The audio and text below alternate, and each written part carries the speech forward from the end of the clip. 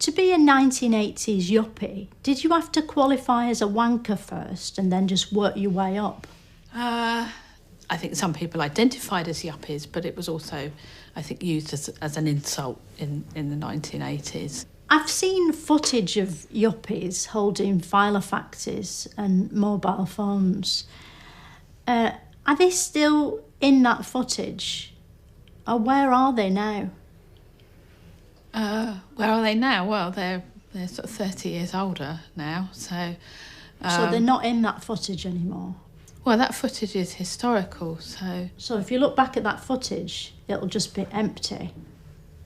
No, the footage... Because that person has now left? No, the footage is a recording of what happened in the past. So the footage stays the same, but those people, we don't know what's happened to them.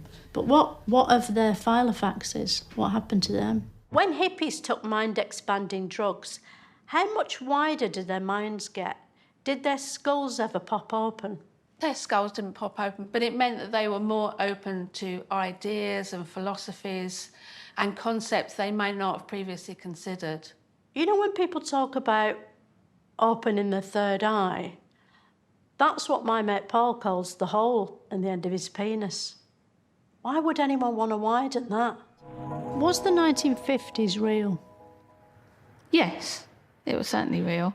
Are we sure? Because it looks like it was made up when you see it. It's all men in hats and housewives smiling in kitchens.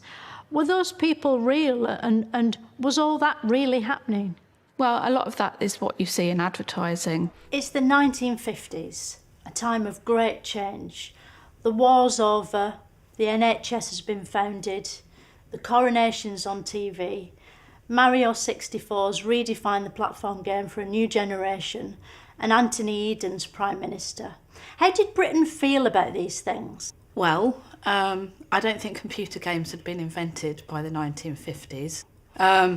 The other things, I mean, the population was pretty positive about the coronation. That was a cause for excitement. Anthony Eden, perhaps less successful with the Suez Crisis. What was up with the sewers? Did someone try to flush something that was awful? No, the Suez Canal. What, the canals used to be sewers? That's disgusting. No, Suez. It's a place. All right. When the Beatles dropped acid and went to India, did they actually go, or was that part of the trip? No, they did actually go to India, and they visited an ashram and they visited gurus while they were out there. It changed the stuff they said, didn't it? They said, all you need is love, and then George Harrison said, all things must pass. Those were spiritual messages, weren't they? So when Paul said he was simply having a wonderful Christmas time, was there a deeper meaning there? I don't know, there was a deeper message there, and that was a bit later that Paul was having a wonderful Christmas time. Yeah, my ex, Sean, sang that to me in bed once during an intimate moment. Honestly, I went as dry as a cat's tongue. Why do people say Elvis Presley appropriated white music? They don't say that. What they do say is that he appropriated black music. He was a white man that sang music of black origin. Did he have to apologise on social media? No, because there was no social media then. Why doesn't Elvis apologise now? Because Elvis is dead. So he's appropriated dead people's lifestyles now? What a fucking thief. Why do people in old films move so fast? Is it because it was their first time on camera, so they were nervous? Or because it was a silent film, so they couldn't hear the director yelling at them to slow down? It's to do with the frame rate of the cameras was different then to what it is now. So it's our fault. We're playing it back too fast and the actors are having to speed up to make sure they can get all the story in before the end credits. They must be panicking. What happens if they can't keep up? Would the film cut to a room the actors aren't in yet? Just footage of an empty room? The actors are going at a regular speed. It's just the speed of the playback that makes them look like they're moving very quickly. Could we communicate with the actors in the film and tell them that it's all right, that they can calm down? Were miniskirts actually shorter, or did they just appear that way because people's legs were getting longer?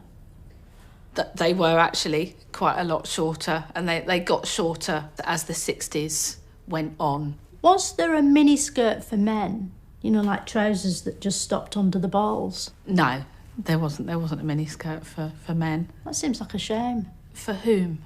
For men, so they didn't feel left out, you know. And it must be nice to have that sort of air circulating. Why was it so dangerous to show Elvis from the waist down? Was he naked underneath, like a pervert on a Zoom call? He wasn't naked. He moved his hips around a lot in a very sort of sexual manner, and there was a lot of anxiety that young women might be a little bit too turned on by Elvis. People were prudish back then, weren't they? If they saw his penis, they'd probably have a stroke, wouldn't they? Probably. I don't think that would have made it onto the media. Oh, God. That's not a joke. What's funny about that? If they saw his penis, they'd have a stroke. That's no laughing matter. We're talking about people's lives here.